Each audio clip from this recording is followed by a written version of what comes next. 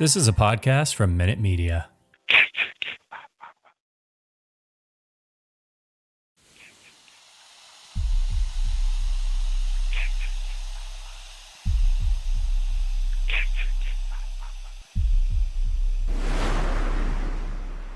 Warning, the following content may contain elements that are not suitable for some audiences. Viewer discretion is advised. Hello, kiddies. This is yours duly, John Kassir, the voice of the Crypt Keeper. And you're listening to Slasher Radio.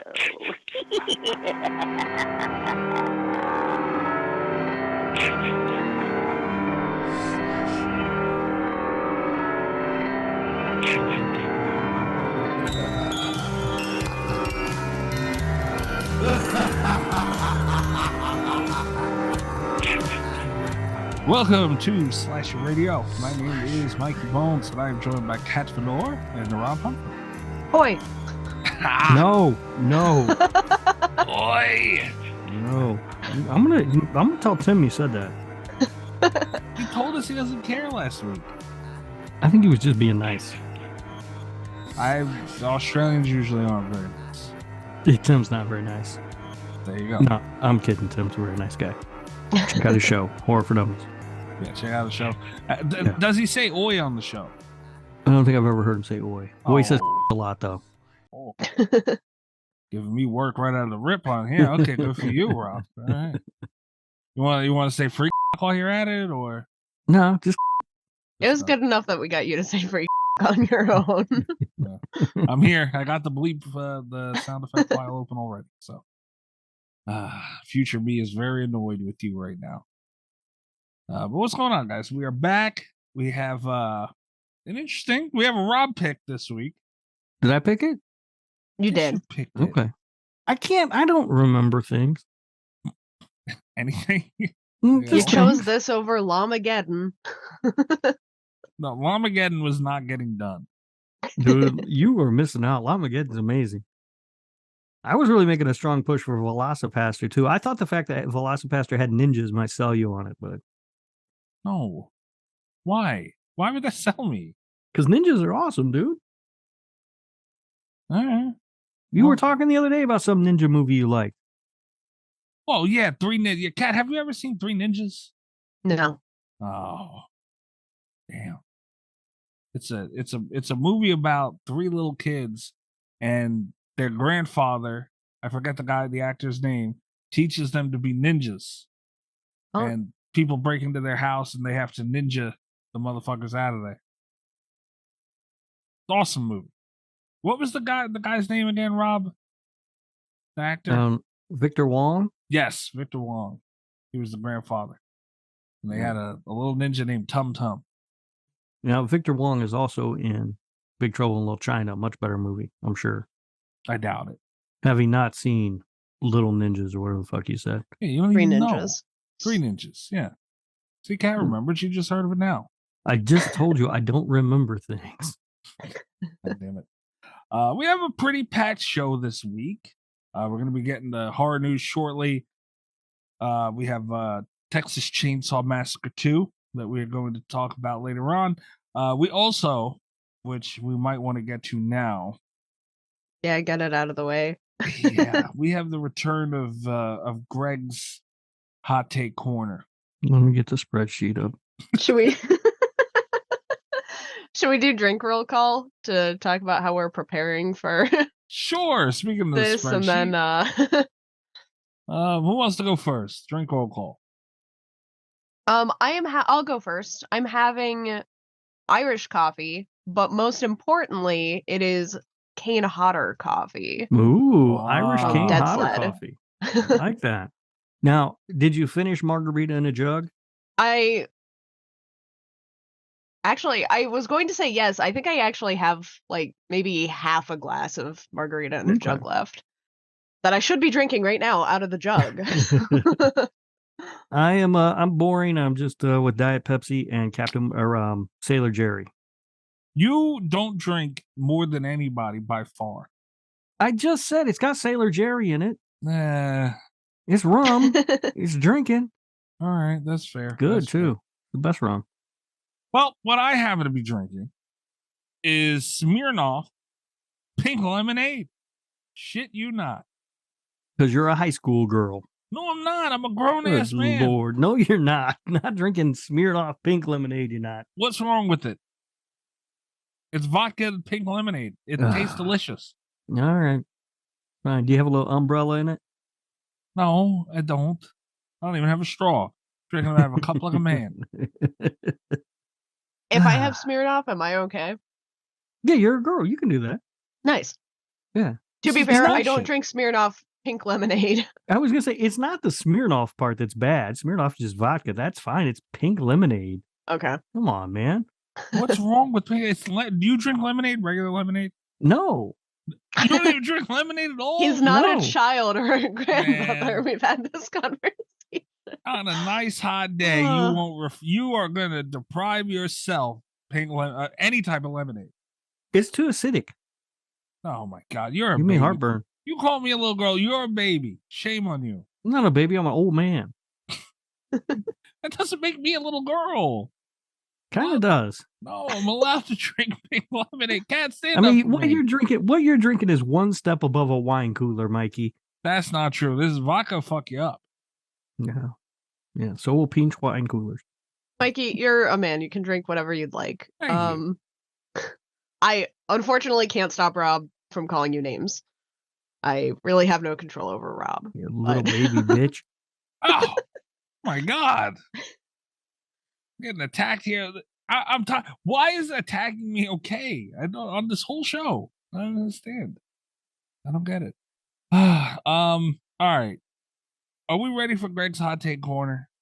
As ready as we will ever be. Never ready for Greg. All right.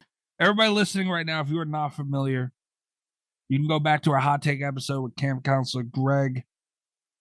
You can also check him out on TikTok at Dark Gregor. He says some stuff, and we don't condone most of what he says. So don't associate this with us. This is camp counselor Greg's hot take corner. Let's hear it.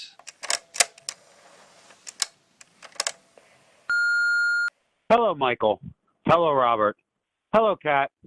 So first and foremost, I just want to say that if, Kat, you are there, thank you for coming back and being the voice of reason amongst those two knuckleheads. What? If you're not there, well, I hope you get better and come back soon because they It's really easy to need assume she's not the here. voice of reason on that show. Hey. But the real reason I called, another set of hot takes for you. 1, Wrong Turn 2021 is a good reimagining of the Wrong Turn franchise. 2, Wow. Frankenhooker is absolutely a garbage film. It has 0 redeeming qualities. Number 3, other than the transformation scene in American Werewolf in London, it is bland, boring, and overrated. 4, Damn. and most importantly, Jamie Lee Curtis's character in Halloween, Laurie Strode, is an overrated final girl. Hope that helps. Thank you. Goodbye. He snapped. He snapped before he said goodbye. I heard him. Rob, are you alive still? Sorry, I was typing. Into the spreadsheet. Yeah. First of all, thank you, Greg. I'm feeling a lot better. I'm back on the show. I'm concerned that I'm the voice of reason in this specific context, but I will take it. She only has 45 more vacation days, guys, so don't worry. All right. When I come on sick, you yell at me for getting you sick through the internet. But when I take time off, you get so mad. Oh, you've never heard of computer virus, Cat? See, you get mad. All right, so Cat's the voice of reason. Ridiculous. Frankenhooker is amazing. I haven't seen Frankenhooker yet, so I don't have an opinion on that I one. bought the Blu-ray from the booth when I was at the HorrorCon. It's so great. It's been on my to-watch list for a long time, but It's incredible. It's incredible. We should do it on the show. An American Werewolf in London is a classic. It's Slasher Radio approved. Greg, you're wrong. And Laurie Strode is the final girl. But I don't know about that now. Yes, Laurie Strode is the final girl. Well,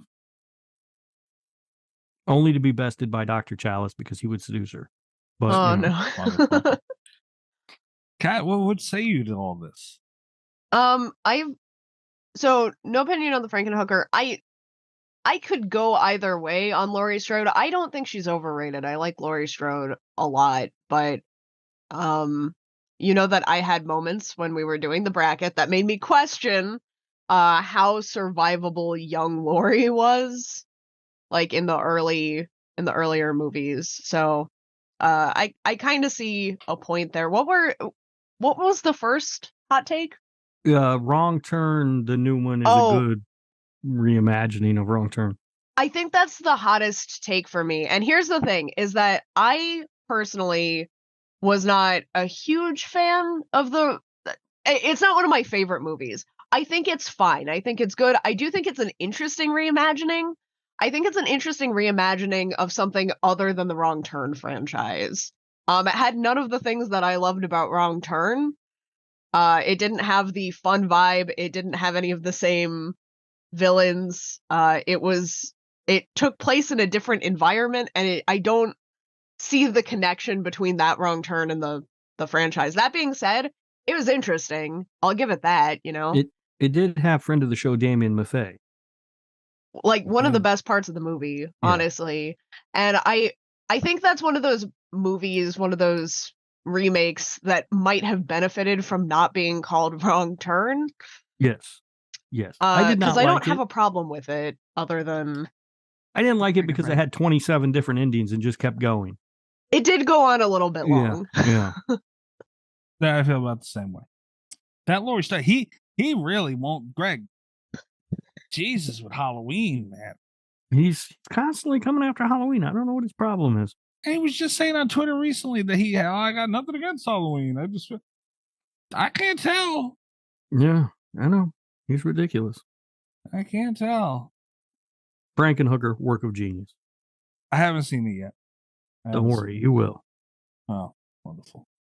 It sounds like a movie. It sounds like a shark movie with Frankenstein hookers. No, it's about a guy who has to rebuild his girlfriend. Sounds interesting. It is. All right. Well, one day we'll give it a go. Yeah, man, I just can't. He really, the whole Laurie Strode thing, I can't wrap my head around. Like, he just goes around saying this stuff like it's nothing. I know. Laurie Strode's a great character. Yeah. And she's been with us for decades now.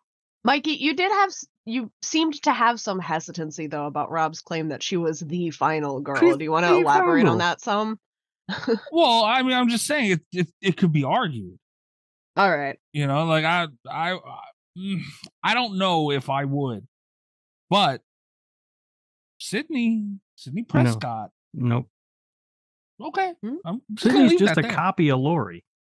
Sydney throughout the franchise has been a lot more active than Laurie.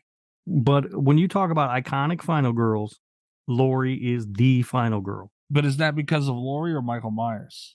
That is what you think. What I'm saying is when somebody says final girl, you think of Laurie. I don't know. I think of Nancy. Really? Nancy? Yeah. She only made it through one movie. I don't know. She's just the one that maybe because Nightmare on Elm Street was like my first big franchise. But like when I hear the term final girl, I think about Nancy first. That's a garbage take, Kat. Well, I'm not saying like, I don't know. I don't think it is. I don't even think it's a take. I think it's just a fact. Like she's the one that I think of. It's a garbage fact. You need to rewire your brain. Laurie is the final girl. I would put Laurie above, and you know everybody knows I would put Freddy above Myers, but you know it's just kind of she's been around longer than poor Nancy was. But I don't know, man. I'm not saying for a fact that Sydney Prescott is above Laurie Strode, but I'm just saying it's not. It could be argued. It could by somebody who wants to be wrong. That's fine. I encounter those people on a daily basis that want to be wrong. Sydney whooped a lot more ass than Laurie did. except for by definition, Sydney is not a final girl. She's part of a final team.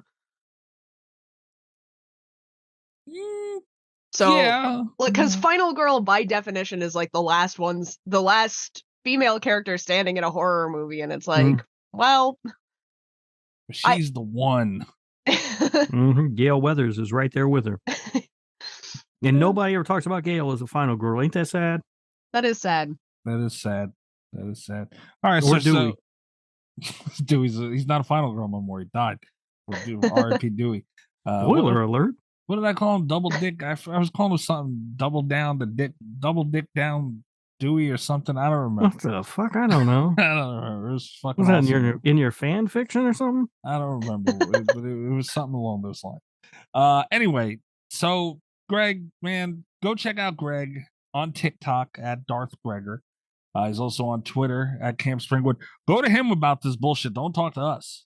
Yeah, I don't want to hear it.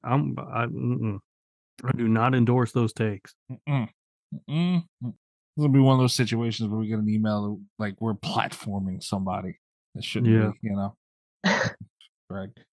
Always good to hear from Greg, as crazy as it is sometimes. By the way, it was Dangling Dick Dewey, is what I was calling him. Dangling Dick Dewey. Just for the record. All right, so we got through. What do we got? We got to do news now. You guys ready for news? Yeah. Think. As ready as we'll ever be. Yeah.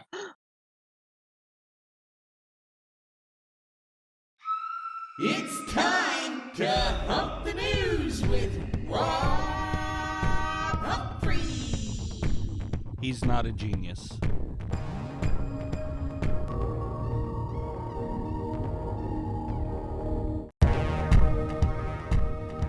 All right, Jaws is in the top movies for the week.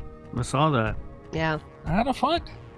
Yeah, got that re-release and people went crazy for it. Apparently, good sign. Yeah, look, it's Jaws. People, I lost him. It's awesome, and without a doubt, the best one in its franchise. My internet connection was unstable. I think you're unstable. It's no, I was just saying it's Jaws. People will go out to see that because it's the best one in the franchise. Not according to Greg. Yeah, that's pretty awesome. What did it bring in again? 3,320,000. Wow, 3.3 million. Yeah, not bad. Not bad for a movie that old. And they had that $3 movie thing too recently. Oh yeah, they did do that, didn't they? So it probably would have did more if they didn't do that. Yeah. So I think it's still in theaters too. It says get your tickets now. I don't know. Maybe check it out. It's worth. I might. Man, there's nothing like it. This is a good sign for future movies to be doing this. So I'm excited. Yeah. Next up, Silver Scream Con is the first convention from one of Rob's favorite bands, Ice Nine Kills. They're having their own convention? Yes, and apparently it did very well. Good Lord. Oh, so they had their own convention. No. Yeah, it's done already. Damn, I missed it. Rob, be nice, man. Good. It's good that they're doing this, right? Look, I here's the thing about Ice Nine Kills. I don't like them. It's not my kind of music. I would never in a million years listen to it. I'm glad they exist because I think they bring attention to the format or to the genre. And there are a number of people who do like them. And if they can hold a convention that will bring more attention to the horror genre, then I'm all for that. I think it's fantastic. But I'm never, ever, ever going to like their music. I think that's fair. I think that's a fair assessment. I don't know. Jason's Mom was good. You know how you would give it to that? I don't know that. It was a remix of Stacy's Mom. Stacy's, yeah. What are they, Weird Al now? Oh. Sometimes, you know, when you're a band, you know how you turn a little bit into Weird Al. Yeah. Yeah. Well, I'm not crazy about their music either. It's just not my style. I love what they're doing for the genre. They've gotten very popular. And I'm happy that they're doing a convention, man. Good for them. Like, Anybody gonna watch that Weird Al movie? Oh, absolutely. Yeah, that looks good. there's I a like Weird Al. I like Daniel Radcliffe. Yeah, I'm starring all Harry in. Potter. Oh fuck! Really? Yeah. Oh He's playing Weird Al. I love it. God.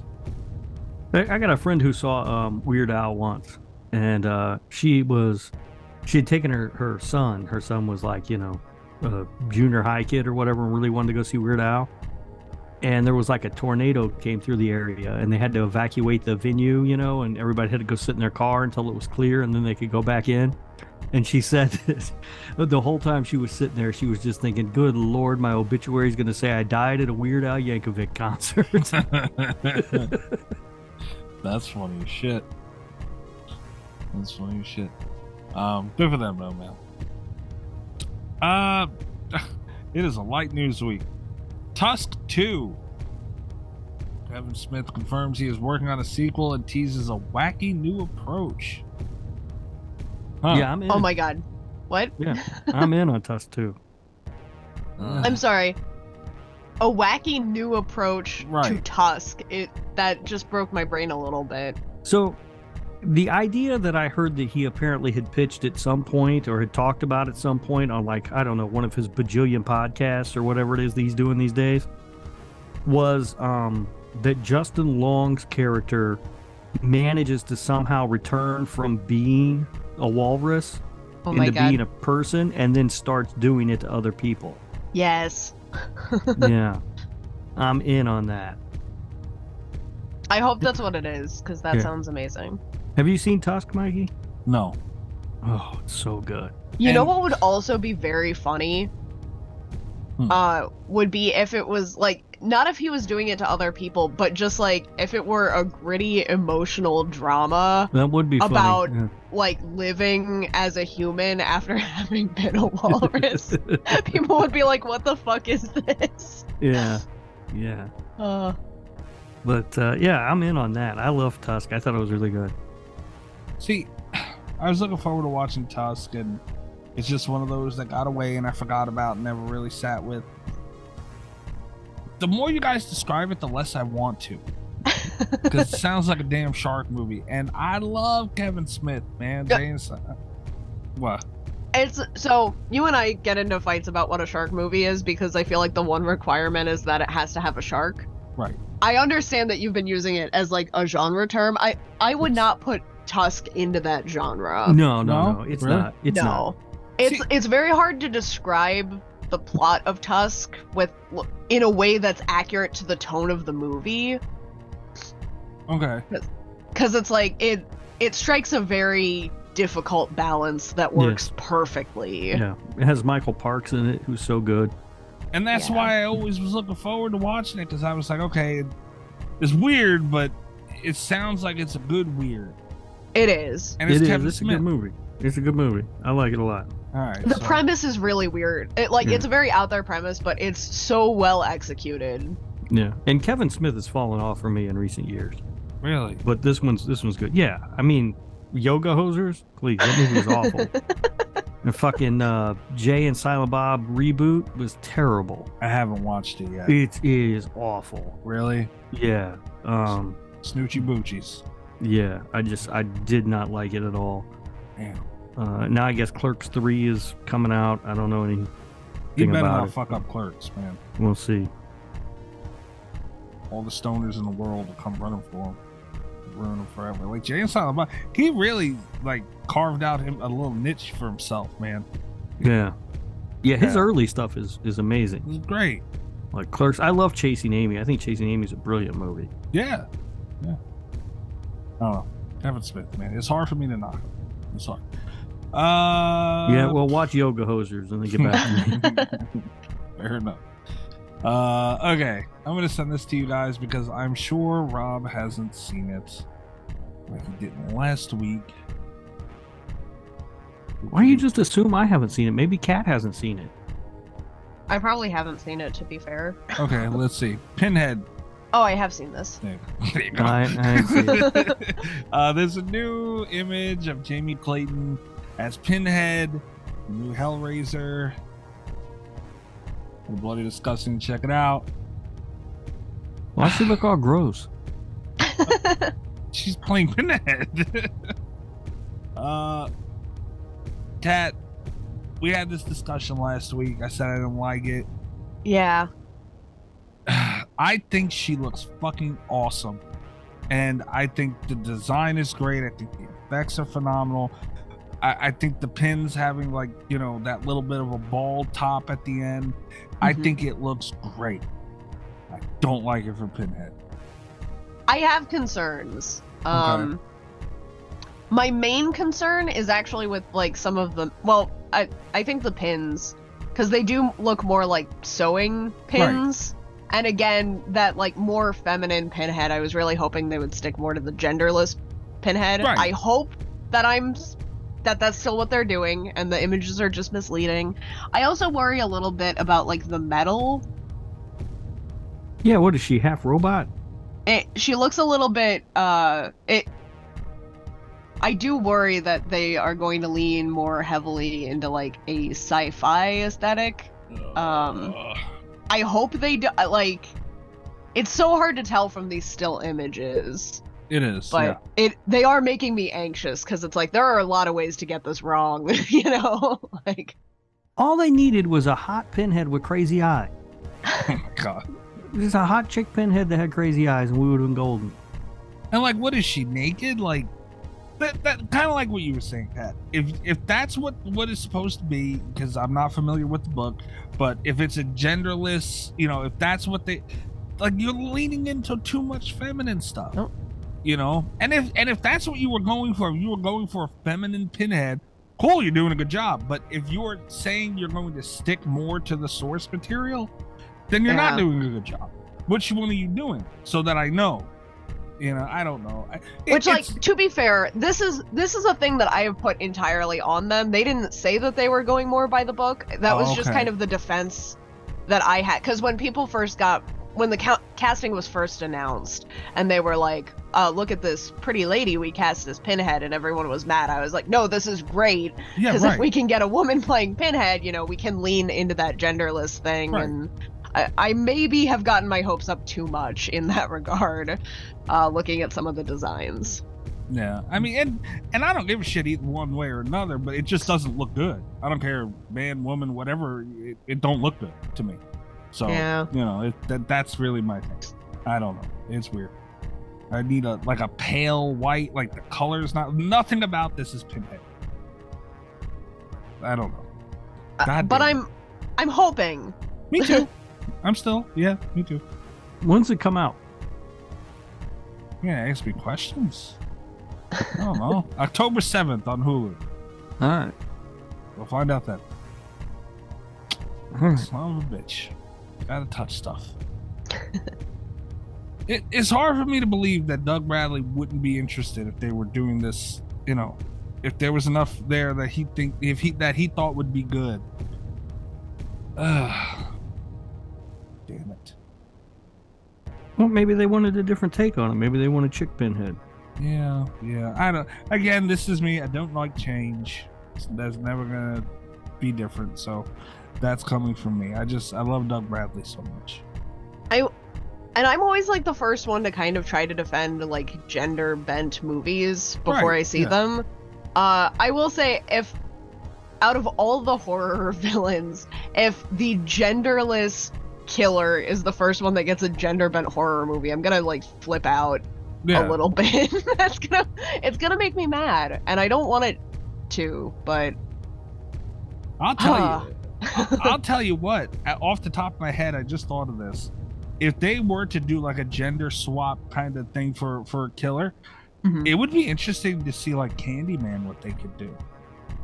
That would be very Candyman interesting. Would be right. I mean, I don't think Pinhead's a bad choice for that. Like, if they tried to be like the next movie starring Michelle Myers, I'd be like, get the fuck out of here. But, you know.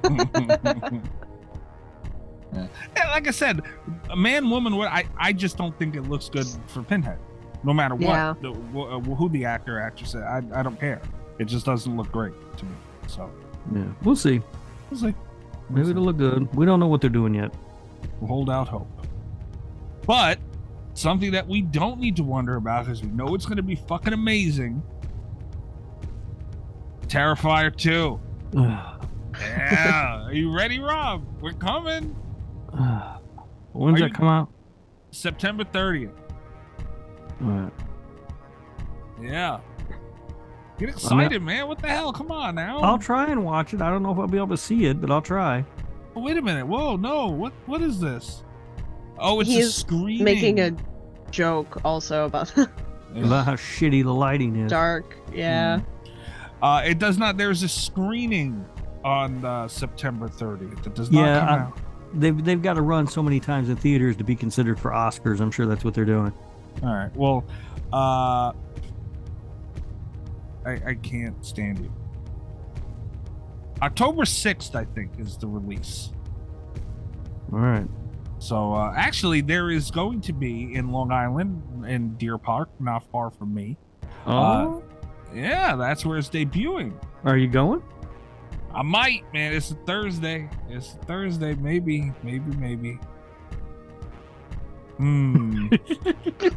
What are you laughing about? What are you laughing about? Your Twitter. Oh, fuck me. I sent in the memes a little bit early because I had to upload 2 of them. So we've got a 2-for-1 special on the Gabagooli Mystery Corner today. I don't know why I do this fucking show. I don't know why I do it. This is some shit.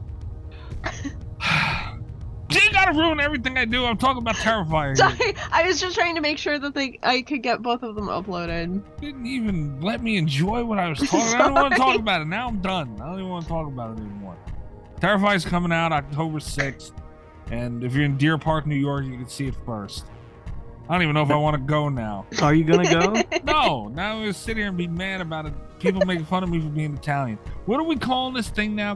This has been, what, 4 weeks? This is a whole month of this now. Yeah, we've got a full month of this. Fuck. And thanks to EyeRChris, we now have a title for this. It is the Gabagooli Mystery Corner. Why is it Gabagooli Mystery Corner? Why isn't it Gabagool Grab Bag? I like alliteration. Talk to EyeRChris about it. Hold on, I gotta put a note in. It's Chris's fault the cat picked it. Well, he named it in a tweet. That's what the folder's named now. All you know right, what? well. Normally when we do this stupid Gabagooli Corner thing, which is just people anonymously submitting Italian memes to make fun of me for my heritage, it's amazing that we are platforming something like this. Normally I'll read it. I'm not reading it. I'm not going to do it. So one of you guys could do it. I'm not going to do it. Well, there are 2. Yeah, it's a 2-for-1 that are this equally week. genius. One is it says Mamma Mia, I need to try these, and it's Reese's Italian, and it's just ravioli. That's bullshit. And then when you think about it, though, that kind of is the Italian version of Reese's. No, it's not. Yeah, it's just Reese's highlighting is, the delicious food, Mikey. right. Reese's is peanut butter covered in chocolate. Ravioli's nothing more than ricotta with the pasta. First of all, you pronounce it ricotta. All right? No, I don't. Maybe you do. Well, you're supposed to. This is the way you're supposed to pronounce it. And this is why people make fun of you. Unbelievable. Wow. Kat, you're HR I would too. never go that far. Oh yeah, no. You just bring them to the table and throw them. Yeah, at I'm me. just sharing what the listeners. Now, the second one is captioned just in time for Halloween. It is the Italian Twix, and it's just mozzarella sticks. I'm sorry, what is it? Mozzarella or whatever you say. What's it out? Yeah, sticks. Yeah. Which again, really is just an Italian mozzarella stick when you think about it. Right? It's just the Italian version of Twix. I mean, those are next level. Honestly, those are great. I couldn't decide which one I liked more and wanted to send in, so they came in together. And you know, last week too, Kat said that this week was going to be a doozy. Yeah, 2-for-1. I like it. Here Yeah. we are. I hate all of you and everybody that's involved with this. I don't like you. They're fantastic Italian treats for Halloween.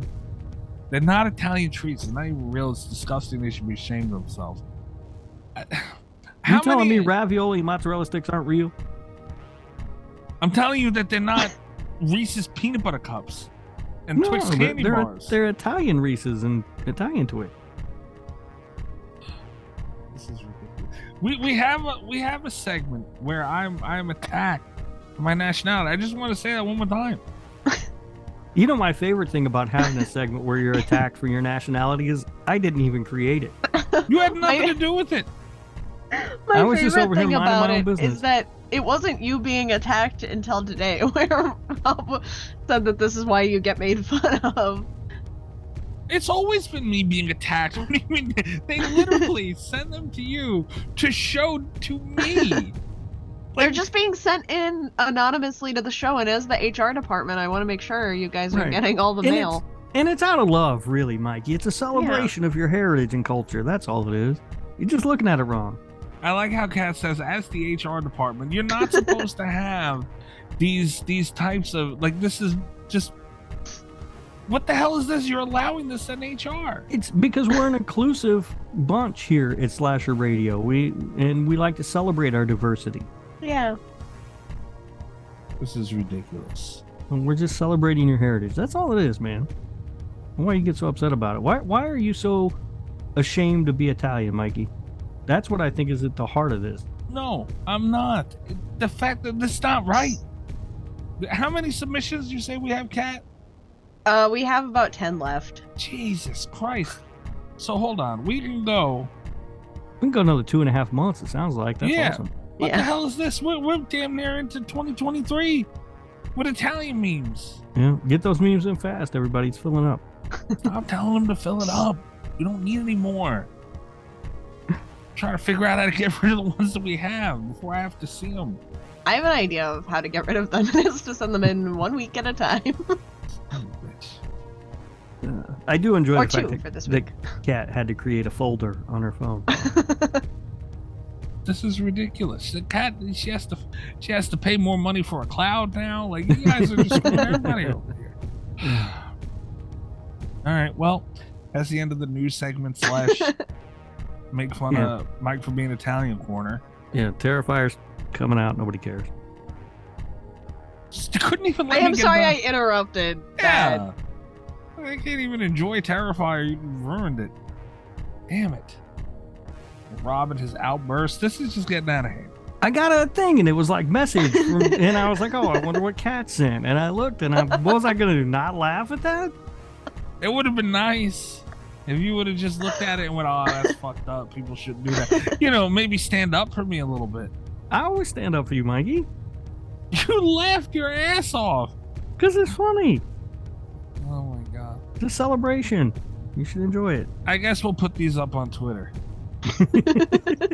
Not on Twitter, on Patreon. So, although, were there patrons that sent these in, Kat? These two? No.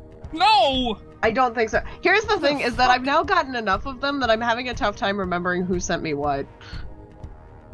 If you're not a patron, you should be ashamed of yourself. Like, you don't get to make fun of me for my nationality if you're not. You shouldn't be doing it if you're a patron anyway. But you definitely shouldn't be doing this if you're not a patron. What I heard from Mikey just there is that patrons pay for the privilege of making fun of him for being Italian. Yes. Yeah, I can live with I sleep a little better at night knowing that much at least. Come on now. Like we said last week, this, not our Patreon, takes off. This. Yeah, right? Oh, one thing from the show takes off, and it's not the Patreon. Sorry. I just don't know how we, like, every time it comes up, like, I just try to figure out how we got here. Like, it's crazy. If it makes you feel any better, Mikey, I screen the most offensive ones. There was one that kind of, I was like, I can't send this, right? Wow. And I haven't. Now I want to see it. Yeah, I kind of want to see that one, too. Do you still have it? I think I still have it.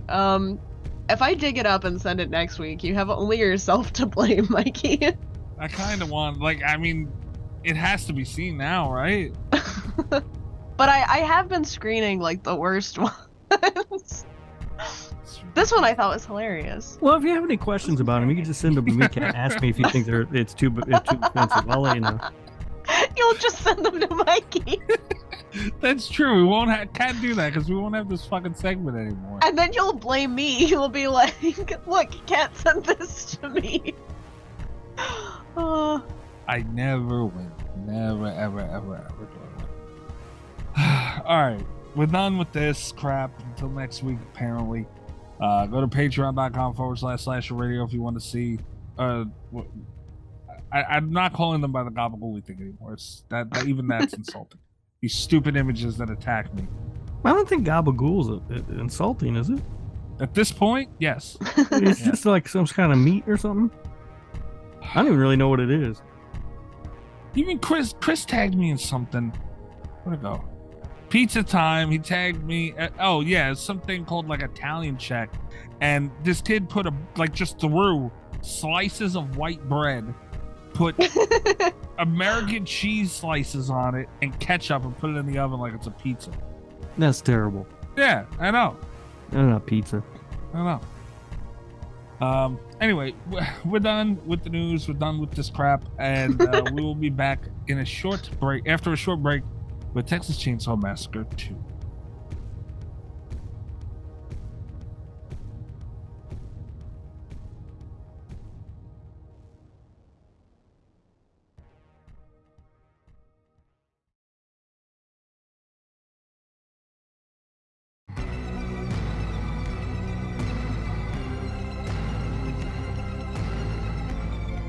Mr. Humphrey? Yes. This was your pick. Yeah. Texas Chainsaw Massacre 2. A classic. You've stuck up for this quite a bit. Uh-huh. Several occasions. What Yeah. do you have to say for it? I enjoy it. I think it's a fun movie. It's more of a horror black comedy than it is anything else, but it is gorier than the original Texas Chainsaw Massacre, which is a movie that's often remembered as being super gory, but isn't. And it's a lot of fun. I think this is just a good fun. It's like what happens when Leatherface goes to Dallas. That's kind of funny. Never thought of it that way. When Leatherface goes to Dallas. Yeah. Kat, do you have any? You want me to go first? Do you have any opinions? Yeah, on you can this? go first if you want. Okay. There's certain things you can't do shit with. And I don't like that this was done with the Texas Chainsaw Massacre. I don't like that it was done as early as it was done. It was right out of the rip with number 2. Like, what the hell? Usually, you get the leprechaun hoods later on. You know what I'm saying? If it was named something else, I would probably have a better opinion on it. But I don't like that Texas Chainsaw was so gritty, and I know the Tobe Hooper thing, and that's how he imagined it, and he was wrong. I know. Far be it for me to say it. I don't understand, but I don't know, man. Because I think the Texas Chainsaw Massacre, the original film, was so perfect, and it did everything that it was supposed to do, and it was that grittiness and that.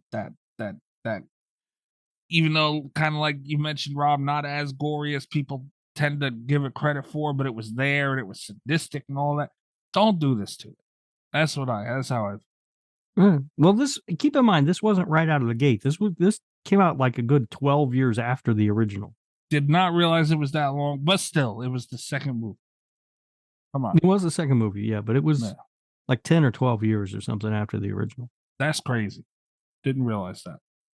I really like this one. Son of a bitch. I think it's a lot of fun. I like it for very different reasons than I like the original Texas Chainsaw Massacre. This is a lot more fun, But pretty much if you ask me if I want to watch either one, I don't think I'm ever going to say no. I will say on my own, if left to my own devices, I rewatch this one less frequently. But it's a fun time, I wasn't disappointed when it was picked. I had a fun time sitting down to watch it. I actually watched both of them back to back, and had a fun time. And yeah, I think it helps knowing that the vision was always kind of for this to be a black comedy, Mhm. and this is the one. This is where we get that, you know. So, can you guys at least see where I'm coming from, though? Yeah, I can, because there are times where I felt that way about franchises. There are times where I felt that way in this franchise, with the most recent, with the Netflix disaster, where it's like, look what they've done to Texas Chainsaw Massacre. And I understand feeling protective of the franchise. Like I get it. It just doesn't bother me so much here. I don't know that I understand it as much as I'm not surprised by it. You just don't like fun movies. It's not even that, because like I said, if it was named something else, because I'm not gonna sit here and say it was bad, because it did a lot of shit good, and we'll get into to that stuff. But I just don't think it belongs on a Texas Chainsaw Massacre title. I will say there is this is something that's been bothering me lately. It's been just getting really under my skin, is we don't have the capacity to make standalone horror films anymore. Like, if something does well, it has to have a sequel or a prequel or a remake. Or I do think the Texas Chainsaw Massacre would have been the perfect standalone film. I think it's kind of untouchable, amazing, but I am kind of glad that if they were going to have just like a really silly balls to the wall over the top one, it was the second one, because it got it out of the way, you know? And then I wasn't as offended by the remakes or the other, whatever, the Greg Nicotero, wherever that fit into the timeline. I wasn't as mad about those. I did still get mad about the Netflix one, but that just sucked. So Yeah, I mean, if there was no franchise of these movies, the Texas Chainsaw Massacre would be the perfect standalone horror movie. yeah, and that I do think is sad, because we don't have those anymore. Mm-hmm. But yeah, I was actually right after I watched this one, I thought about watching 3. I haven't seen that one in forever. I don't remember the last time I saw 3. I don't know. This franchise had a lot of stars in it, though. I didn't realize it. I really don't remember 3, but I was looking at it, and apparently Viggo Mortensen's in it. Oh. And, of course, it had the one famously with Matthew McConaughey and Renee Zellweger. Yeah. Newest one was star-studded. Well, we'll have to wait and see, won't we? God, so it doesn't bother you at all that they did It's an this too? outlier in the franchise. There's no doubt about that. But no, it doesn't bother me. I think it's a good time. I don't know how you could just ignore It's that. a better movie than most of the other sequels. You're right. So I'm not going to be. How upset can I be about it? You can be pretty pissed. But I will say this, and I think this is the best part of the movie. Bill Moseley is Chop Top. Yeah. I like Chop Top, and I don't like know if Bill he's the Moseley, best part of the movie, but I would not say he's the best part of the movie. I don't know how they convinced Dennis Hopper to be in this movie, but he is genius casting, wonderful choice. He's amazing. I think by far and away, Bill Moseley stole the show. Bill Moseley's very good. I'm not saying he's not great. He's not great, but Dennis Hopper to me is the one who makes this movie work. He's just incredible. Kat, you agree with the Dennis Hopper thing? So my favorite part of the movie, me avoiding the question, it's hard because I do like Bill Moseley as an actor, so it's always kind of like fun to see him and stuff, you know. And he did a great job in this. I do think that my favorite part of the movie was actually not any of the performances. What has always drawn me in about Texas Chainsaw 2 is the set. I love the set for this movie so much. It makes no sense, but it's so visually striking. Like, it's such an interesting... There's so much to pick apart, you know? Yeah, it is. And I think, but looking at the performances, it's hard to say who really gives the best performance in this movie for me. Because I also, along with the other two, I think Caroline Williams is great as Stretch. Like, I think she's really good. I think so. That's an interesting thing because I think her character is not very well written, but I think she does an amazing job with the script. So Yeah, I could see that. she might be my favorite performance, I think, Yeah. even though I don't think she's my favorite character.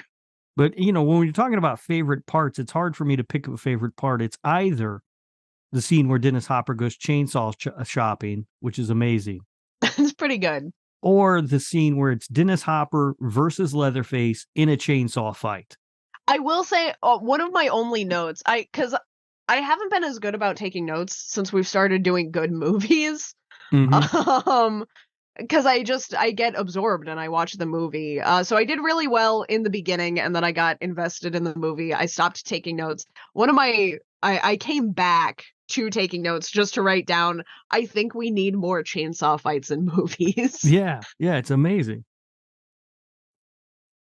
I don't know, guys. I don't know. I fell in love with Chop Top in that scene where he's in the waiting room of the studio and like all that. Like just watching that was like just give Bill Moseley some camera time and stand back. You know, like Yeah. he just did just a little shit about that character, man. A little bit, the scratching of the head and like all this stuff. It was so fucking well done, man. And I it sucked because then after that, you see this Leatherface. Mm-hmm. And it's like I don't know how you guys are okay with what they went from to where they're at in this movie. I will say horny Leatherface is weird. That is my least favorite. We just talked about favorites. I do think the Leatherface story this time around is the worst part of not just this movie, but maybe like the first round of movies.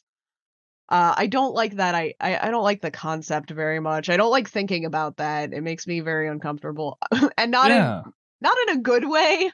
Yeah. You know, because like the first movie made me uncomfortable also, but it's why it's one of my favorite films. This was just like, questionable. I'm not at all surprised, Mikey, that the studio scene was one of your favorite. I think that's when this feels the most like the Texas Chainsaw Massacre. Mm-hmm. Is like in that scene. It's very tense. It's very gritty. Like I think it was done very well. It was executed well. Yeah. Also, they got radio pretty right, which was nice. I was gonna ask you about that. I try to ask whenever we do radio. Yeah. Did a good job with that. Although second week in a row, there are no magic phones in radio stations. She can just hang up anytime she wants and it disconnects the call. I was going to ask because they make a big deal. She's trying to get them to hang up for a long time. Yeah, she keeps saying, you have to hang up. You have to hang up. No, they don't. If you hang up the phone, I promise you that call will disconnect. Yeah, that was, I was going to ask you which got it closer, Pontypool or this one? They were both very good. I think this one may have the only reason I might give it to this one is because that looks more like the inside of a radio station. Fair. Than what Pontypool does, but both of them were pretty good. But Pontypool had the like surprise musical guest. Yeah, yes, that was very good too. The major sin that they both committed was the phone thing. The phones and radio stations work just like phones in real life. Fair enough. Yeah, they're just phones. Fair enough. What was my well, that leads into a really important part too. You know, the scene that rivals the Bill Moseley Chop Top scene, the scene that rivals it for me is the bridge scene. The bridge scene is good. I like that a lot. It's fucking great, dude. Because you know, I try and do this with movies, especially older ones. You put yourself in that time, and the Texas Chainsaw Massacre was so it set the foundation for so much. Some argue all of it, you know, and you got the first one and there's been this much time and it's like, holy shit, another fucking Texas Chainsaw movie. No way. And, you know, it turned out to be very different, but at the beginning, you don't know that yet. and you're seeing this bridge scene, and it's like this zombie looking dude. The kid shoots him, and the fucking thing falls off. It's like, holy shit, Leatherface. And we know it's Leatherface, but they're sitting there like, what the fuck is that? Mhm. And then you get the great effects with the head being sliced and everything. That is a very underrated scene in the horror world. Well, special effects and makeup man, Tom Savini.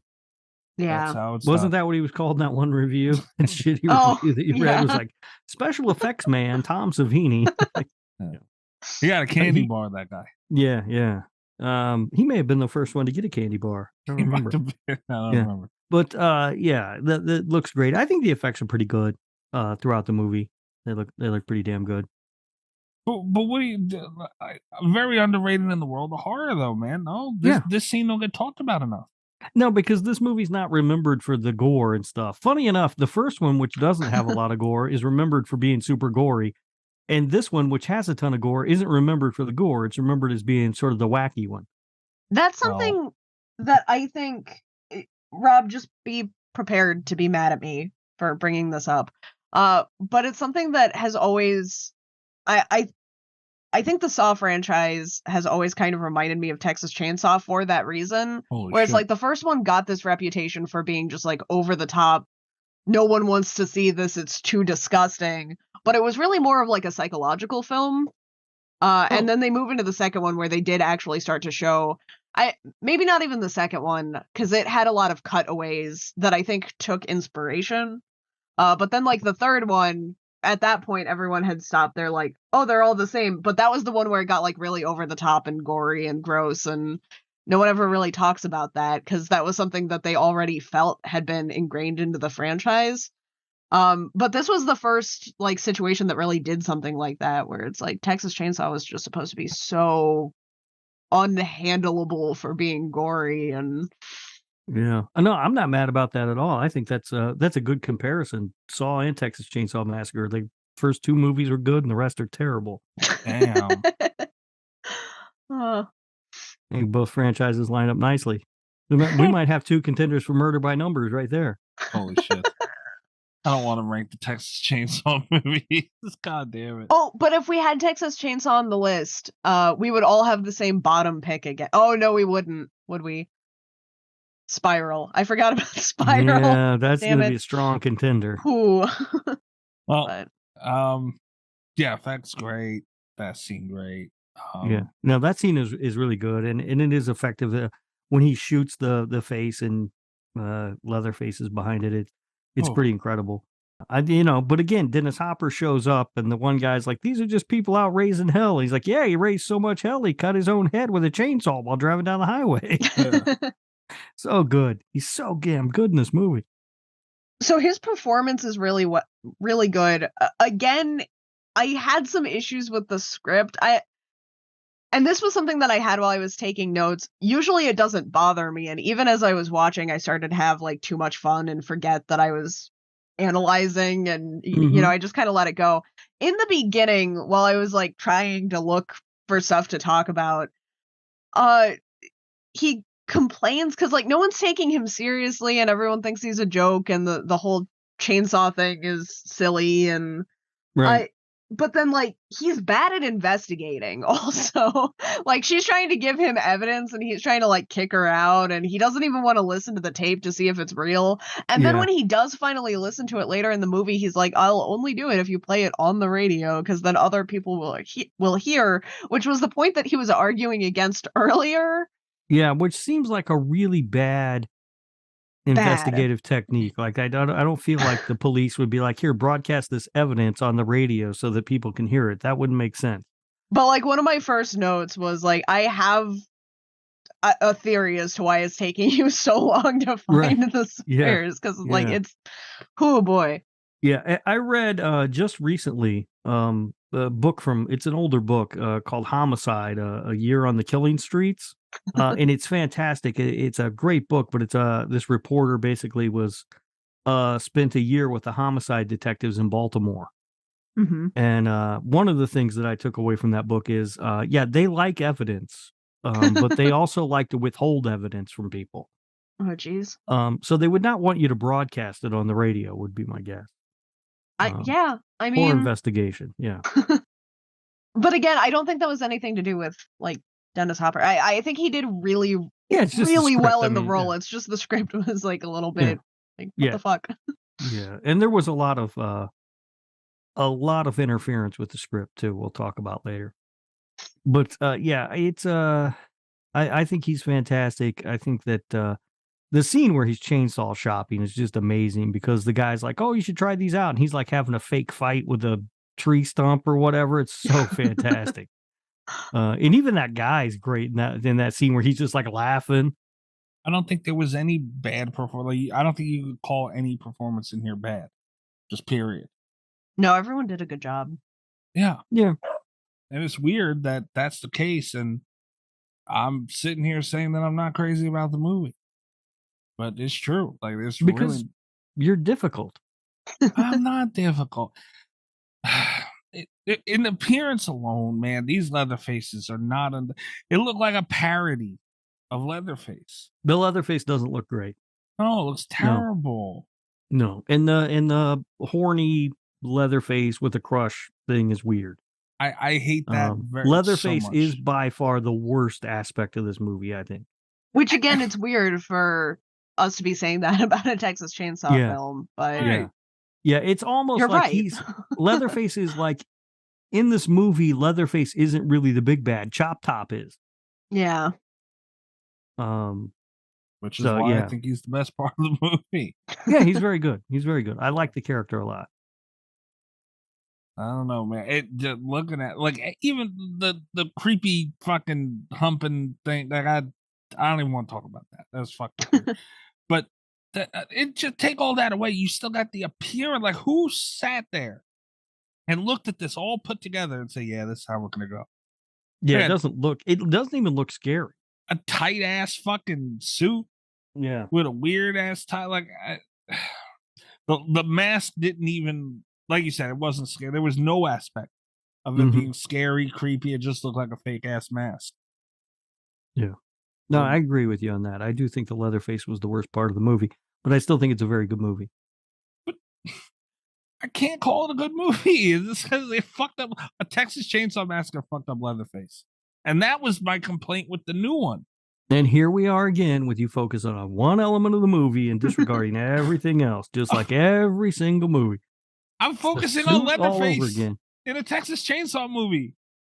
But they gave you an alternate big bad in this movie with Chop Top. Who you like? Then this should have been something else, man. It should have been a Texas Chainsaw spinoff. That's the way I look at it. I'm like, I can't. It annoys the shit out of me. There might be a suit thing all over again. If you want to say that, fine. But I hate it. I hate Leatherface in this so much. Like everything about him is. It's not like we're talking about a regular run-of-the-mill character here, man. They fucked up Leatherface. I admit it's weird. It's weird that Leatherface is the worst part of this movie, and it's a Texas Chainsaw movie, and I like it. Like, all of that's weird because that should not be the case, but it just, everything else in the movie works so well that I don't even mind that. Yeah, that's kind of how I feel, where it's like, I feel like there are a lot of things that could disqualify me from liking this film, but I like it enough regardless. Yeah, I do find that I like it's a little uneven for me. I enjoy the first half a lot more than the second. About the time she gets to the amusement park and they end up in the underground layer, while I still enjoy that, I don't like it as much because I like the idea of Leatherface and crew being loose in the city, and with them in the layer underneath the amusement park, it's a little. There's less of that. That's really interesting because I have almost the exact opposite. Like, I also feel like it was a little bit uneven, but I liked the second half a lot more. Interesting. I think that's where it hits its stride. Yeah. There was more stuff filmed in the city too, or not, not in the city, but with them on the loose. And we'll talk a little bit about that later too. Fair enough. Yeah. I got quite a bit of trivia on this movie. There's quite a bit of it out there. When we get to reviews, I have a lot of review titles that were just chef's kiss. They were amazing. A lot of the reviews sucked. You're but making the Italian titles, fingers, aren't you? I was, yeah. Yes. Oh my god. Stop attacking me. Sorry. Both of yous. Jeez. Yeah, I don't know, man. I'm not gonna let that one go. This is the most valid I've been about one of my latch-on complaints. Maybe, but You can't fuck up Leatherface. that's not saying much. You haven't been valid a lot. I will say I agree with you that this is a valid complaint. You fucked up Leatherface. Let me ask you this, Mikey. It's made as a black comedy. Did you find it funny at all? Mm, 'Cause I think some I laughed a parts. few times. Yeah. Yeah. But I didn't like that it's a black comedy though. I don't like that. Give me a heart. It's Texas Chainsaw. Don't do that. All right. So I feel like maybe you just hate the concept out of the box. I do. Yeah. I do. And I'm fine with the concept itself, but you just certain things you can't do it with. Don't do this with Texas Chainsaw. All right. So Kat and I both said it's an uneven movie. I liked the first part. She liked the second part. Which part did you like better? I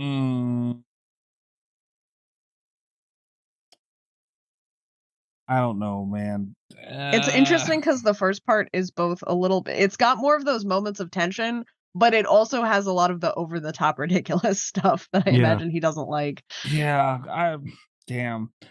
It had the bridge though. It did have the bridge. bridge. Yeah, it did have the damn bridge, but that's all it had to be. Damn. Yeah, I guess the first part. I don't know. It's such a fucking weird ass way. And if the first part should have been like a Chop Top spinoff, and it would have been pretty good. And the second part of it kind of lined up pretty well with a Texas Chainsaw movie, a little different approach.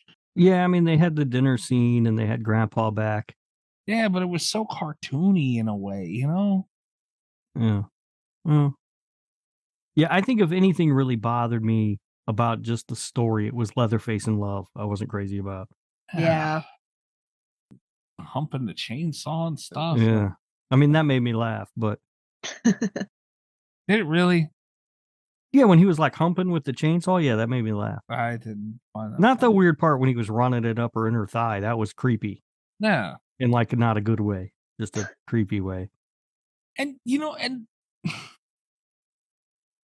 I don't know.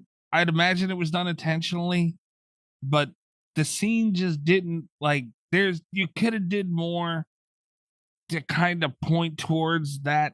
Like if you're going for that type of uncomfort, there's so many other things that you should have done with it and you didn't. So now it's not really like, oh, look what they're trying to do. They're trying to make me uncomfortable. It's just, oh, that's fucking weird.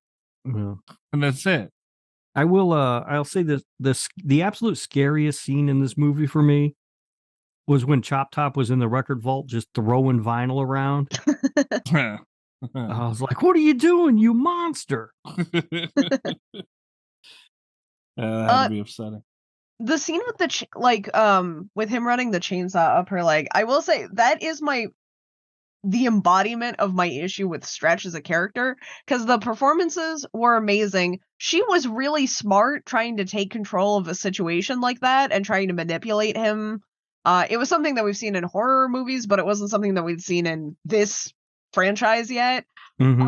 But she's just not. But then she seems so surprised when he turns the chainsaw on, and it's like, you had to know you were playing with fire. Like, right. Was your follow-through plan all along just to scream if the chainsaw got turned on? Like, you initiated this. Like, she's almost, and it's the same when she's like running through the house, trying to escape, where it's like she has no follow-through. She finally makes it up the stairs and then like doesn't even try to get like across to the other side. She doesn't do any exploring or hiding or That's what I kept thinking. Backtracks. I was like, why don't you just hide? There's shit everywhere. Certainly you can find a place to hide. And I think that would have been like hiding on the upper level of that thing would have been the smartest approach, because they're going to go out chasing her and then she has a time to get out, but then she backtracks to the pipe and then like runs around right in front of them to get to just a different pipe. And it's like she doesn't think very far ahead as a final girl, and that was kind of my big pet peeve about her. Yeah. Meanwhile, Dennis Hopper's just running around chopping up everything with a chainsaw. Yeah. And he comes across Franklin. That was kind of cool. Yeah, it was. Yeah. I don't know, man. One callback. It was way too cartoony for me, and I don't like that in my Texas Chainsaw movies. Not gonna change. All right. Mikey doesn't like fun things. Not with Texas Chainsaw. It's too different. It's too different. And maybe they looked at it and said they weren't going to be able to recreate that again. Because it's hard to recreate fire like that, you know? But, man, this would have been a perfect Chop Top spinoff. Perfect. I mean, I don't know. Maybe. Should have been. And you Yeah, could but have if you had called it Chop Top Massacre, people would have been like, what the fuck is that? Yeah, nobody would have known what that was. Yeah. Yeah, but I don't know. I think it would have helped with the legacy of this, and it could have spawned a whole new franchise of movies with Chop Top, which I wouldn't have been mad at that at all. Hell, I would take a Chop Top movie right now. Yeah. Maybe that's what Netflix has planned. Netflix. Oh God, no! God, so don't let them ruin Chop Top. They might get Chop Top for it though. That wouldn't be it would be a good idea, but they don't deserve it. You know? Yeah. Because they'll ruin it. They'll put them on a party bus, a neon party bus, and God damn that. I hate that movie so much. But all right. Do you want to get to trivia, reviews, all that stuff? Yeah. Yeah, My last note. Oh. The one note I didn't read. You can tell I might have been a little bit inebriated when I was watching this. I figured out where Rob got his Dead by Daylight strategy from. The wiggling. There was like that one shot that was just really. I think it might have been the strangest shot in the movie. I think it's supposed to come across as Leatherface, like trying to get the chainsaw started, but there is a shot where he just kind of wiggles. And I was like, what is this? Yeah. Because it was like mid-chase. Yeah. It's I think I know exactly what you're talking about. Like when she's running from him and something starts like falling in front of her. Yeah. And I think ultimately they didn't know, because at that point, if Leatherface was going to kill her with a chainsaw, he easily could have. Right. But instead, they just had him wiggle around. They just had him wiggle for a shot, and I was like, "What is this?" Around. Yeah. Yeah. That was. I laughed a lot at that. I also laughed. Did you? Too. I found it really funny when he put LG's face on her, and then the hat, and she was just standing there wearing LG's hat and face. I don't know why I found it so funny. I thought that was one of the creepier moments. Really, I thought it was funny for some reason. I do think that was one of the most effective, because I think it was both. It was like, because she had this, especially once he left and she was just alone, and it's like, she's in this really distressing, like, it's one of the more disturbing situations to be in the movie. But it was also very funny how it was done, because he's just like so matter of fact about it. Like, okay, next step. Yeah. Face on the girl. Yeah. But what I also thought was funny about it was, what was he doing? Like, because he's made sure that she was tied up and couldn't get away, right? But also at that point, he's still trying to keep the fact that she's there a secret from the rest of the family. Was he thinking that was like a disguise for her? I have no idea what was going on.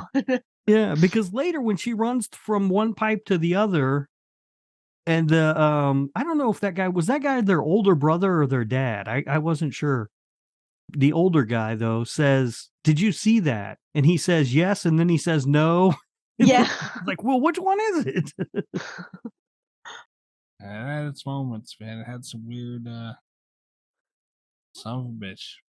Why'd they have to do this?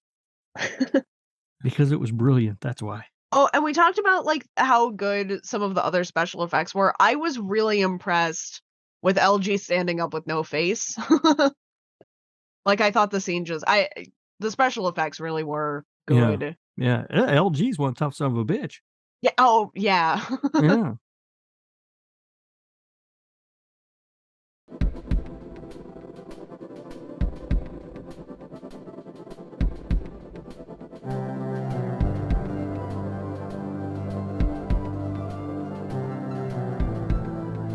Another thing that looked absolutely stupid was when Leatherface would like get the chainsaw going and he'd hold it over his head and do like that running in place thing.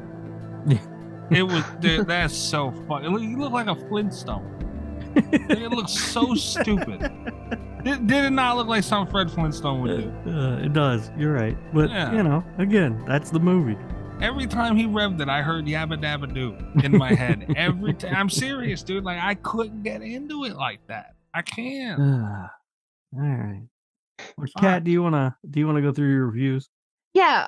So first and foremost, the ratings from Rotten Tomatoes. This has a tomato meter of 48%. It has an audience score of 44%. Too low on both of those. IMDb has the highest with a user rating of 5.6 out of 10. I'm not really surprised though. This is a pretty divisive movie for obvious reasons. Yeah. I do feel like this is a movie that you either really dig or you really hate. I have, and like I said, I have some where I just wanted to talk about the titles of reviews because it took me a really long time to actually find 2 reviews worth reading in their entirety on the show. But one of them is a good remake of the first film, which just... Okay. What a way to start. And then it follows it up by saying they gave it their own star rating. They did not rate it with IMDb's rating. They gave it half out of 4. So okay. Create your own scale. Yeah. They also complimented it and then gave it half, which I just thought was really interesting. There was a lot to unpack. And then the good review that I found for it, 8 out of 10 stars. This is from IMDb user Alchemical 38692. Perfect. Underrated, all capital letters, by the way. Underrated and better than the original. What? So we're 2+ years into the pandemic and I'm on a horror kick. I can't believe I just found this. While I appreciate the first movie and its place in horror law, this is better in every respect. Do you think they meant lore? I think so. Oh, yeah, okay. There are some dead set creepy scenes and it has a great sense of humor. If you like to 420 movies and you haven't seen this, it's essential viewing, ... Thank me later. Now, I will say this though. We have horror court, so I guess it makes sense there would be horror law. Yeah, that's true. That's disgusting. Better than the original, he said, Mike. What do you think about that? I can't believe you have fired up candy bar for him. This is crazy. I mean, I'm not saying it's better than the original, but I'm not mad that somebody would think it is. I am furious that somebody would think it is. No, I mean, like I prefer the original, but they're 2 very different kind of movies. So I think if you are more apt to like this kind of movie, then I could see why you would think it's better than the original. I guess that's fair. I disagree strongly, but I do kind of understand, I guess. I don't. No. You can't. The original and this one, they don't get categorized at all to me. They're 2 completely different things. If somebody watched 2022 and said that was better than the original, I would be pissed. Yeah. But just the overall tone and everything is so different between this and the original. No, that's what I'm saying. That between this one and the original, the tone is so different that I think if you're inclined to like this kind of movie more than the type of movie the original is, then I could see why you would say it's a better movie. That's all. The other bad review. No, that was our good review, right? Where did I start? I've lost track of this. Our first bad review title is it's 1 out of 10 stars. Oh, please tell me they did not do this. Which Written I thought by was Mikey fun. Bones. The next one is 1 out of 10 stars. Woeful. No redeeming qualities. Damn. Well, that's just not true. There's a lot to like about this movie. This one has 2 out of 10 stars. It's called The Texas Chainsaw Massacre. Too pathetic. Oh, I kind of like what they did there, though. Yeah, I'll it's give 'em kind of that. fun. Yeah, I'll give them that. They had some fun with the titles for these. And then the other title that I wanted to read is 1 out of 10 stars, Illegal Lefty Turn, which was kind of a fun. all right. You have to think about that one a little bit harder, but Yeah, I see what they did there. I like it. Oh, I'm sorry. No, I did have one other review title to read, and it's 2 out of 10 stars. I used to believe in God. And, I really love the drama of that one. Yeah, that seems a little over the top. But the review that I found, the bad review that I found, is 1 out of 10 stars. Worst movie I have ever seen. I went into this film with good intentions. Although the first Texas Chainsaw Massacre was hokey and low budget, it was a fine horror film and had good characters. The family was terrific. However, this movie was downright awful. I'm still in awe of the badness of this film. See, that's just way too harsh. It's pretty harsh. Yeah.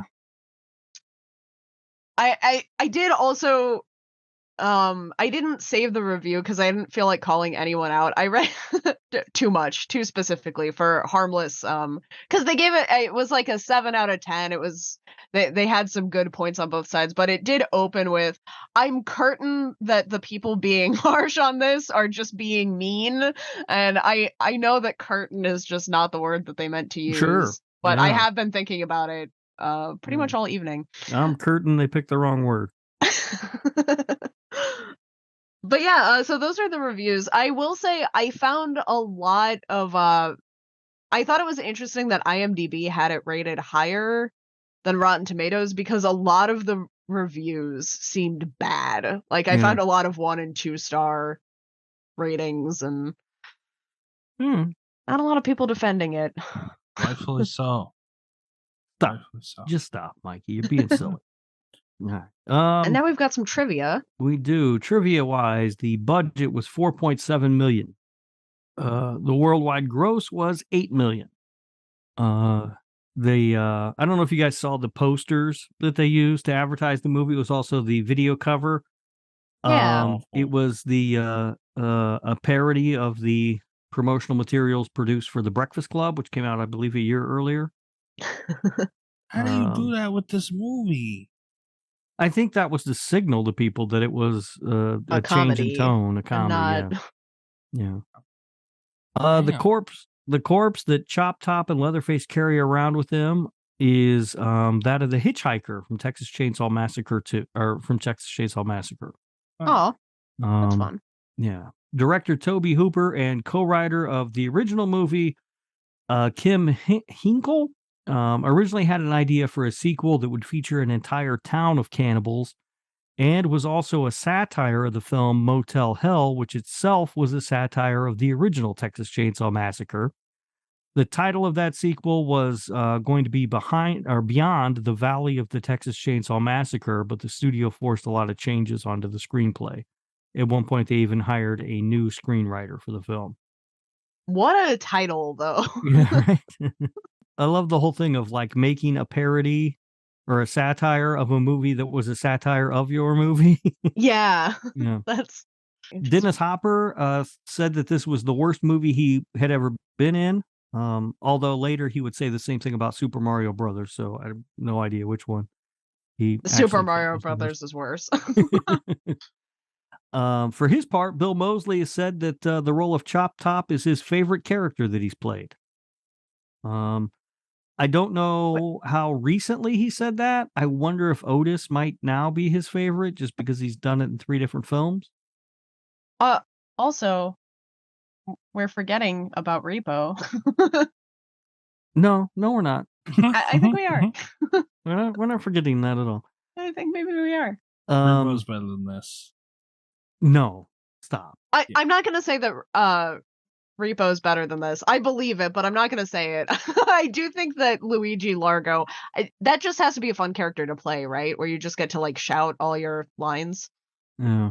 and stab people. Like he looked like he was having a blast.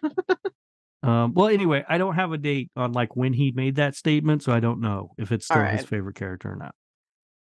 Bill Moseley created a short film parody entitled The Texas Chainsaw Manicure, where he played a small role as the hitchhiker and showed it to a screenwriter who was able to show it to Tobe Hooper. And Hooper loved it, and so he kept Moseley in mind for a part if he would ever make a sequel. So when the time came to cast this movie, he contacted Moseley about playing Chop Top, Amazing. which is the twin brother of the hitchhiker, by the way. Did not know that. There was a lengthy scene in which the Sawyer family goes out hunting for prime meat, but it was cut for pacing in the movie. So there was more of them running around the city. One of the scenes involved them massacring a bunch of people in a movie theater, one of which was Joe Bob Briggs. Oh, Yeah, he was cut from the movie. However, if you look at the credits, he is listed in the credits, but he did not make the final cut of the film. Joe Bob, by the way, has called the original Texas Chainsaw Massacre the greatest film ever made. So, Yeah. not surprised that they got him for the sequel. Hoyt's Distribution, which had distributed 90% of Cannon's titles in Australia, Cannon was the production company, I believe, submitted this film for classification in 1986. The film was deemed highly offensive by the classification board and refused a rating, which effectively banned the film in Australia. They considered cutting the film, but the scenes and elements that offended the board were so many that it was decided not to release the picture altogether. It stayed in effect until MGM submitted the film again 20 years later when they could finally release it. This was also banned originally in the UK and Germany for being offensive. wow. Many fans of the Texas Chainsaw Massacre disliked the movie due to its emphasis on gore and wacky humor. Tobe Hooper argued that black humor was also present in the original film, but viewers never acknowledged it. I don't get that. In the original screenplay, Stretch was going to be Lefty's illegitimate daughter. I'm kind of glad they cut that. Yeah. I think it would have made it a worse movie. The name of the hitchhiker from the first film is revealed in this film when Drayton Sawyer gets a grenade from the corpse and says, "Come here, Nubbins." What a name. Yeah, Nubbins. Right? His name was Nubbins? Yeah. Oh my goodness. A fire erupted one night in the downtown Austin building where much of the movie took place. When firemen arrived, they found bodies and thought they'd stumbled upon the lair of a serial killer. I like that. Here's something I like. This one's kind of long, but I do like it. Caroline Williams revealed to Dread Central that she considers the character of Stretch to have reappeared in 2 further films, one of them in the Texas Chainsaw Massacre series. She appears uncredited in the role of a TV reporter in Leatherface, Texas Chainsaw Massacre, and Texas Chainsaw Massacre 3, sorry. And according to Williams, the director, Jeff Burr, told her, "Look, I don't know how long these chainsaw films will carry on, but I want to keep your character alive. I don't want to get rid of you. You're not mentioned anywhere in the script, but I want to make sure that for the ages, if anybody wants to revisit Stretch, it has to be you. You'll be seen in part 3. The fans will know it's you." Aw, And that's then kind of sweet. she also appears in Hatchet 3. She plays a news reporter, Amanda Palmer, and she says that B.J. McConnell told her she's Stretch. That's what we're doing here. I played the character of Amanda precisely as she would be. Stretch grew up, changed her name, and because she's who she is, she's obsessed with pursuing these legends or these myths, which in her mind are not myths at all. Wow. She also appears in Sharknado 4, The Fourth Awakens, as a character called Stretch, but she doesn't include this in the description of her character's other movie appearances. So I don't know if she's disowning Sharknado 4, The Fourth Awakens or not. I don't know why anybody would. Yeah, that seems like a weird thing to leave off. Yeah. Gunnar Hansen was approached to play the role of Leatherface. He claimed he was offered scale plus 10%, with the 10% going to his agent. When he told them that he had no agent, they offered him scale without the additional 10%. And he said it was too low. So he did not take the role. Damn. in the Sawyer clan's lair. They're hanging from the ceiling. I noticed this, and I think it may be the first time I've ever noticed this. There's a skeleton riding a bomb and waving a cowboy hat over his head.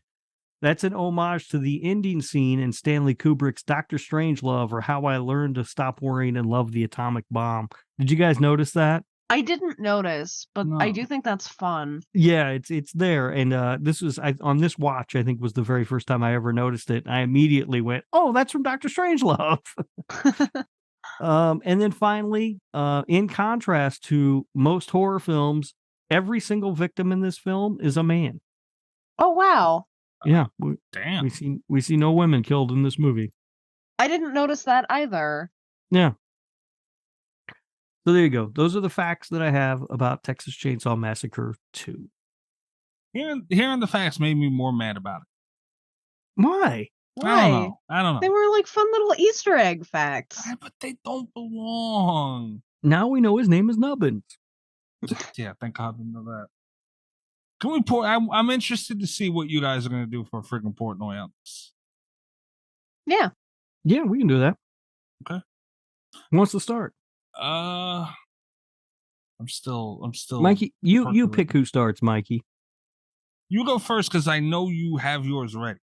I do. There's no question here. Yeah.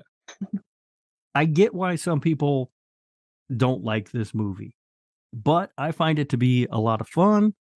I thoroughly enjoy watching it. I think that it is far and away better than any of the sequels in this franchise. I don't quite put it on the same level as the original, but I do think it's the best of all the sequels. I give this one a 7.7. Wow. So I didn't think that I was going to have the highest score, but I was worried a little bit that I might. I do not. 7. Really? 7. I thought 7.7 was pretty good because I see. In my mind, I was like, this movie should be Slasher Radio approved. I'm going to put it just over that line. Oh. You guys are insane. No. I'm going I to haven't make even sure. heard your scores and I'm calling you insane. Well, you're right. How you going to even put this in the same neighborhood as the original is beyond me. I think that the original set such a tone, and this just changed it entirely. And can't do that. I'm gonna give this movie, Texas Chainsaw Massacre 2. I'm gonna give it like a 3.9. Oh my God. It's way too low. And all that is chop top. All of it's chop top. Way too low for a movie that includes, because it is a well-made film. It's a well-made film, but we're watching Texas Chainsaw Massacre. The reason the Bulgarian Chainsaw Massacre from 2022, the reason it got as low as it did, the movie sucked. But if you would have named that movie something else, it would have definitely had a higher score. No, it still would have sucked. That was a shit movie. I don't know about that. It wasn't a great movie, but it wouldn't have been as low as we put it. 3.9. That's all Bill Moseley. You're crazy. Wow. No love for Dennis Hopper. No. One of our greatest actors ever. Tom Atkins gonna get mad you're cheating on him. I'm just saying, it's Dennis Hopper, for God's sake. The man was an easy writer. Stupid reasoning. And he was in Speed. Pop quiz, hotshot. Cat, sit up. I'm getting whiplash from these Portnoys. Yeah. Because Mikey's an insane person.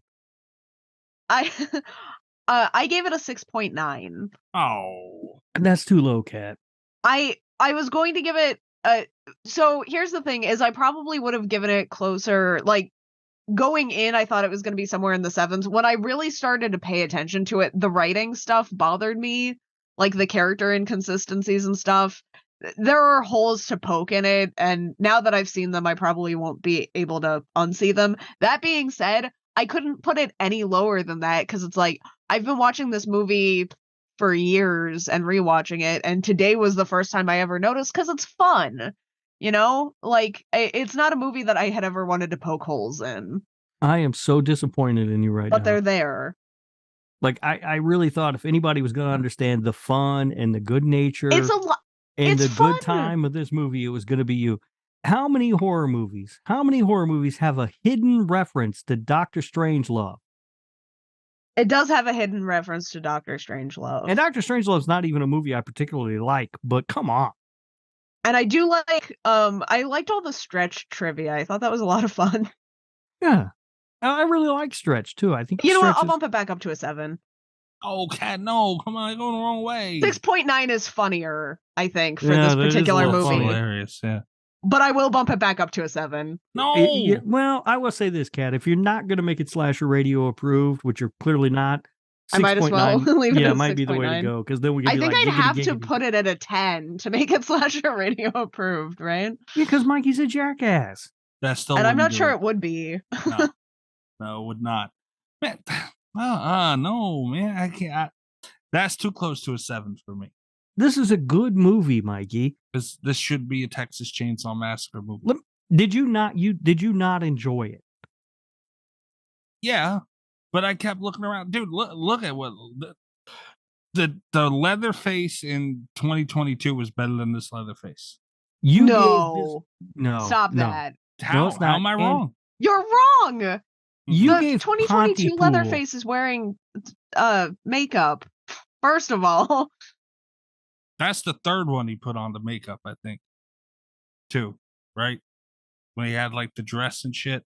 Yeah, he does that in New Generation. That's think. what yeah. I don't. That's I'm not just 3. saying, like, I don't think that I think makeup automatically makes it worse than this Leatherface. This is not my favorite Leatherface by far, but I would rather watch this than him putting on that makeup in 2022. That made me more uncomfortable than the bad look in this one. God. At least it made you uncomfortable. No, this Leatherface looks better than that one. Yeah. That one looks stupid. It does look stupid, but at least there were moments where I It could didn't point- look like Leatherface was the problem. Also, he was hanging out in a sunflower field. Neither Yeah. did this one. Didn't look like Leatherface. Yeah, but he wasn't hanging out in a sunflower field, Mikey. Get your shit together. No, it wasn't, but he might as well have been. Terrible. No. Jeez, man. I'm in shock. I I can't wish- believe this. I wish there was, I wish they hadn't cut actually the scene where they were hunting for people, because it sounds like it was really awesome. Maybe That does they- sound like fun. Yeah, Yeah. they should have left it. Yeah. But But they didn't. Mikey's score is an outrage. Is way too low. I thought we were all going to be. First of all, I wasn't sure how close you and I were going to be. I thought we were all going to be a lot closer. I expected Kat to be higher than I was. The fact that she's not is a disappointment. I'm sorry. I didn't think that Mikey would be nearly as low watching the movie. I knew going in, Mikey had said before he doesn't like this movie, but I I thought, thought he well, was going to have a fun time. that's what I thought. I thought he's going to watch the movie. He's going to see it's a fun movie. He's going to come in. He's going to give it a good score. Not thinking that Mikey is a black hole for joy and doesn't enjoy anything. It's not a Texas Chainsaw. You know what? I'll give you this. I'll give it a 4. I'll go up 0.1, and that's only for the Briggs scene at the beginning and Bill Moseley, and that's it. That's it.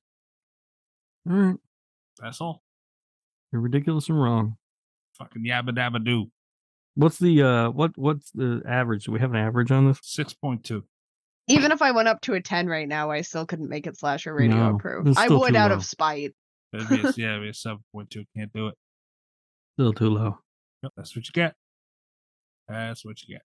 Damn it. Look, it wasn't a terrible movie. It's just not a good Texas Chainsaw Then movie. why'd you give it such a terrible score? Because I'm rating a Texas Chainsaw movie. But you said it's not a terrible movie, and then you gave it a terrible score. You're It's- making a mockery of the whole thing. It's a terrible Texas Chainsaw movie. Ah, That's what it is. There's nothing I can do about it. All right, you've upset me. Well, far be it from me to do that. I'm glad I upset you. But you did the Pontypool last week. That's not nice. That's a bad movie. Last week we sat here like staring at Rob like, he ate the whole cake by himself, and now it's my turn. Everyone's like, this is bullshit. There's always one. But I'm not wrong here, guys. What the hell? You are super wrong. I'm not wrong here. This I'm sitting here, I can't understand. Like usually I can see, okay, that's why, I can see it from you guys' lens and I can understand. I might not It's agree. a fun movie. What's not to understand? It's Texas Chainsaw Massacre movie. Yeah, but it's Texas Chainsaw Massacre through the lens of a black comedy. That's not a Texas Chainsaw. Like, no. Well, I don't know. I mean, Toby Hooper thought it was. I think he's more of an authority on what is and isn't a Texas Chainsaw Massacre movie than you are. I already said earlier, I told everybody he was wrong. If it was a Poltergeist movie, I mean, it might buy your argument. But The guy was wrong, man. Unbelievable. Like it's just give me that gritty, like it's crazy how even the original fucking creators can't make another one like it. Like you can't find. But I think that's But the I didn't beauty want of it. another thing like it. Why I wanted not? something new because they nailed it the first time. I Do think it that's the again. beauty of this one. All of the sequels, the problem with all of the sequels, and I've said this before, is they don't have that gritty feel. They don't have that realism, that feel of like just being hot and gross and like smells bad, Yeah. But I think the beauty of it is they knew they weren't going to do that again, and they went the other way, and it worked.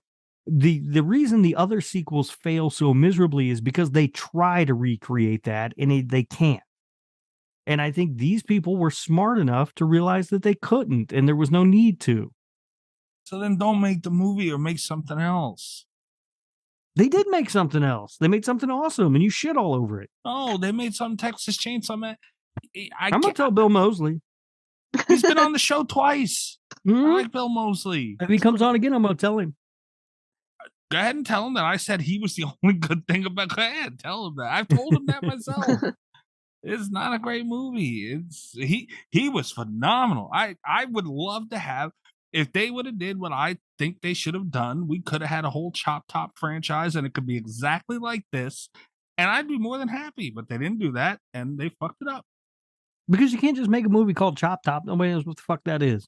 Well, you could do a Texas Chainsaw Massacre. I don't know, something. Leatherface presents Chop Top.